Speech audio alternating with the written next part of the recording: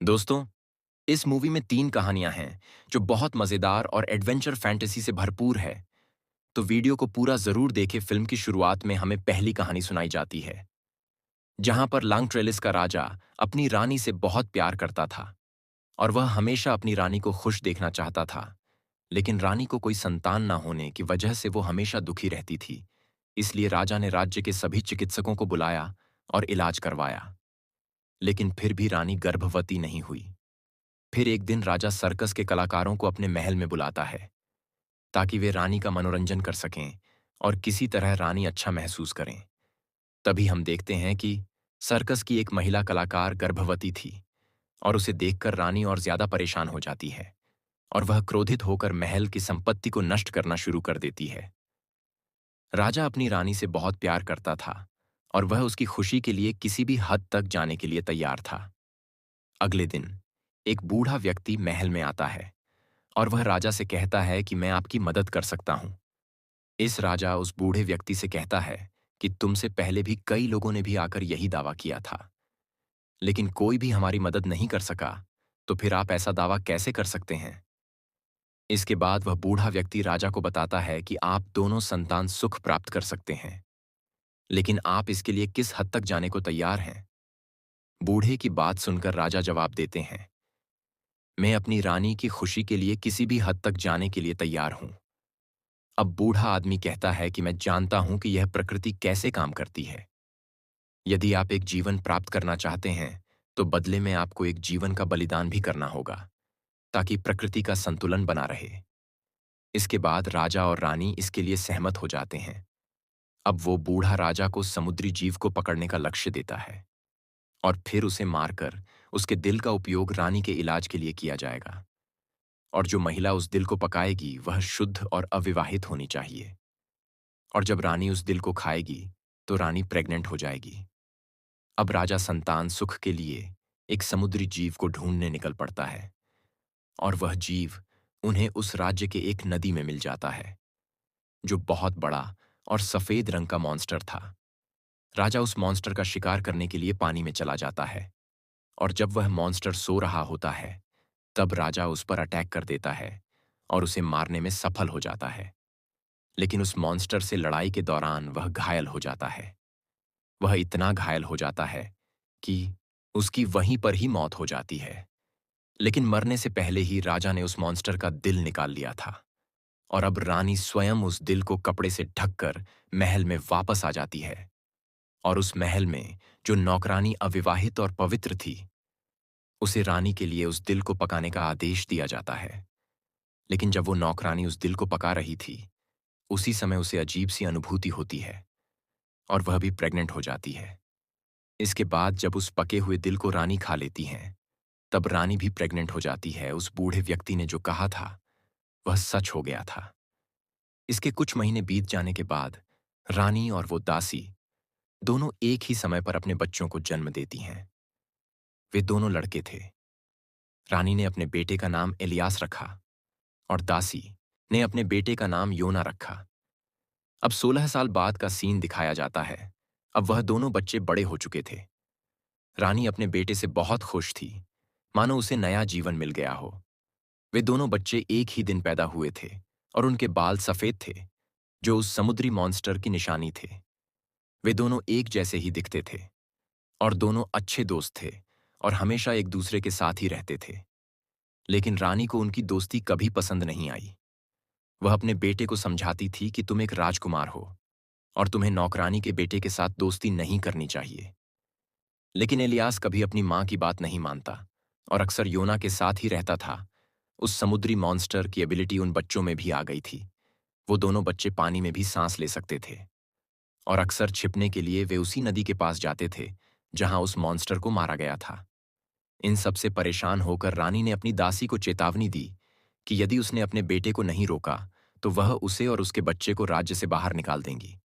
लेकिन फिर भी वो दोनों बच्चे कभी किसी बात की परवाह नहीं करते थे और एक दूसरे के साथ ही रहते। अब एक दिन वो दोनों अपनी हद पार कर जाते हैं। योना इलियास के कपड़े पहनकर रानी के पास चला जाता है और रानी भी उसे कभी नहीं पहचान पाई कि वह उसका बेटा नहीं है। लेकिन रानी को थोड़ा शक था और जब उसे इस बात का पता चलता है तो वह योना को राज्य से बाहर निकालने का निर्णय लेती है। इलियास योना को रोकने की कोशिश करता है, लेकिन वह नहीं रुकता और अपने चाकू से एक पेड़ को काटता है और तभी पेड़ से पानी बहने लगता है। इसके बाद योना इलियास से कहता है कि जब तक यह पानी शुद्ध है तब तक मैं जीवित हूं, और जब इस पानी का रंग लाल हो जाएगा तब समझ लेना कि मेरी जान खतरे में है। इसके बाद योना तुरंत उस राज्य से दूर चला जाता है और कई महीने बीत जाते हैं। इलियास उस पानी को समय समय पर चेक करता रहा और कुछ समय बाद जब वह लाल हो गया तब इलियास समझ जाता है कि योना की जान खतरे में है, और फिर वह योना को ढूंढने के लिए उसकी मां को बताए बिना ही राज्य से बाहर चला जाता है। बहुत खोजने के बाद उसे योना का घर मिल गया। योना ने एक लड़की से शादी कर ली थी। उन दोनों के चेहरे एक जैसे होने के कारण योना की पत्नी उसे पहचान नहीं पाई। वहां पर इलियास को पता चलता है कि योना 5 दिन पहले जंगल गया था और अभी तक वापस घर नहीं लौटा।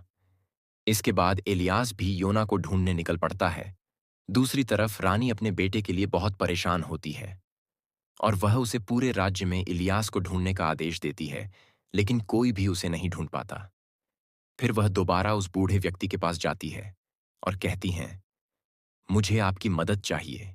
लेकिन वह बूढ़ा फिर से वही बात दोहराता है कि यदि तुम अपने बेटे को वापस चाहती हो तो तुम्हें इसके लिए अपना जीवन बलिदान करना होगा। इस पर रानी सहमत हो जाती है। अब सीन फिर से शिफ्ट होता है और हमें योना को दिखाया जाता है, जो जंगल में फंस जाता है और काफी घायल भी लग रहा होता है। तभी एक मॉन्स्टर उड़ते हुए आता है और वह उस पर अटैक कर देता है और उसे जान से मारने की कोशिश करता है। इसके बाद योना दर्द से चिल्लाने लगता और तभी एलियास योना की आवाज सुन लेता है और उसे ढूंढ लेता है, और फिर वह अपनी तलवार से रूस मॉन्स्टर को मार डालता है। लेकिन वह नहीं जानता था कि वह मॉन्स्टर ही उसकी अपनी मां थी, और वह इस बात से पूरी तरह अनजान था कि उसने अपनी मां को मार डाला है। लेकिन यही तो सौदा हुआ था, जान के बदले जान। अब रानी मर चुकी थी, लेकिन इलियास अपने दोस्त की जान बचा लेता है और फिर इलियास उस राज्य का राजा बन जाता है और कहानी यहीं पर खत्म हो जाती है। कहानी नंबर 2 दोस्तों, यह कहानी एक राजा और बूढ़ी औरत से संबंधित है।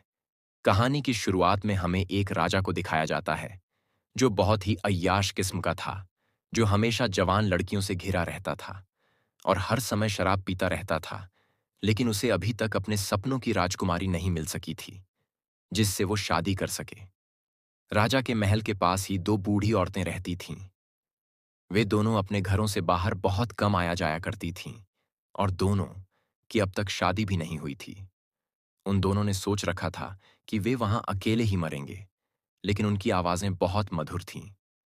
बूढ़ी होने के बावजूद उनकी आवाज एक जवान लड़की की तरह थी। वो दोनों अक्सर कुछ ना कुछ गुनगुनाया करती थीं। एक दिन सुबह जब उनमें से एक गा रही थीं, तब राजा को उसके गाने की आवाज सुनाई देती है और वह राजा उसकी आवाज से बहुत इंप्रेस हो जाता है और उनसे मिलने के लिए उनके घर पर चला जाता है। लेकिन वो बूढ़ी पूरे दिन घर से बाहर ही नहीं निकलती थीं, जिसके चलते अब राजा के दिल में भी उन्हें देखने की एक्साइटमेंट और भी बढ़ जाती है। वह सोचता है कि वह एक खूबसूरत लड़की है जो उससे शर्मा रही है। उनमें से एक बुढ़िया का नाम डोरा है और दूसरी का नाम ईमा था। डोरा बहुत चालाक और लालची औरत थी, वहीं ईमा उसके विपरीत बहुत सीधी सादी थी।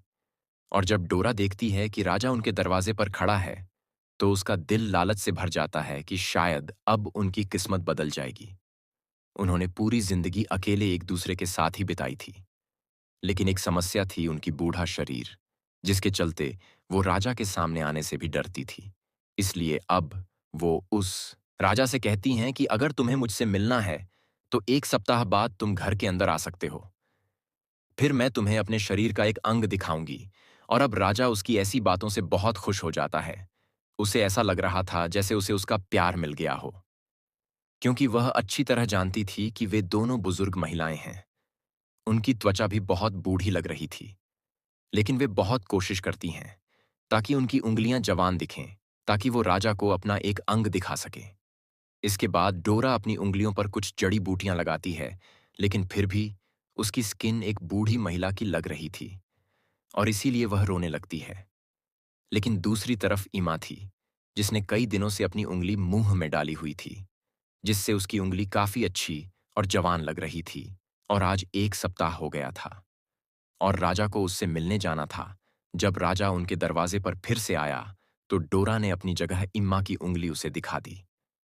अब राजा अपनी भावनाओं को रोक नहीं पा रहा था, लेकिन वे दोनों जानती थीं कि यदि राजा को उनके इस झूठ के बारे में पता चल गया तो वह निश्चित रूप से उन्हें फांसी पर लटका देगा।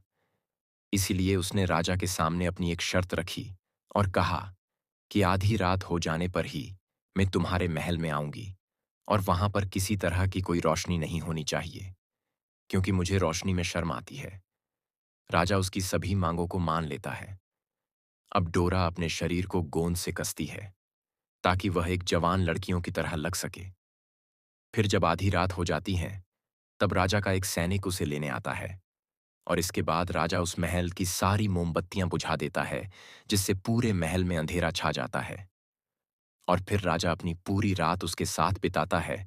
जब सुबह राजा को यह पता चलता है कि उसने पूरी रात उस बूढ़ी औरत के साथ बिताई थी तो वह गुस्से से तिलमिला जाता है और डोरा को महल की खिड़की से बाहर फेंक देता है। लेकिन डोरा किसी तरह उस जंगल में बच जाती है और तभी उसके साथ एक मैजिक होता है। वहां पर एक चुड़ैल आती है।